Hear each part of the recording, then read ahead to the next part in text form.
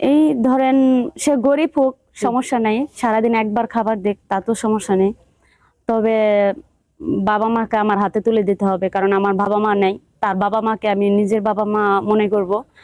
আর হচ্ছে যে 5 ওয়াক্ত নামাজ পড়বে, আমার কাছে সত্যি কথা শেয়ার করবে। যদি মিথ্যা কথা বলে তাহলে আমি অন্যরকম হয়ে যাব। মানে এমন ছেলে বাংলাদেশে কি নাই? আমার তো মনে হয় এরকম ছেলে বাংলাদেশে নেই, কারণ বাংলাদেশে যারা আছে গাঞ্জা খায়, মদ খায়, নেশা করে, নানান জিনিসে জড়িত। আচ্ছা আচ্ছা, আমাদের ভিডিওগুলো অধিকাংশ মানে প্রবাসীরা দেখে, তো সেই ক্ষেত্রে যদি তোমাকে কোনো প্রবাসী ছেলে নক দেয় তোমাকে বিয়ে করার জন্য, তোমাকে কি বিয়ে করবে? তুমি কি করবা?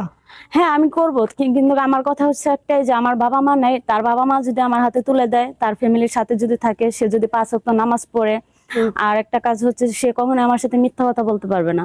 এখানে আবার আরেকটা কথা আছে, যে সে যদি সত্যি কথা বলে, জানি কি আমি ওই মেয়েটারে পছন্দ করি, ওই মেয়েকে বিয়ে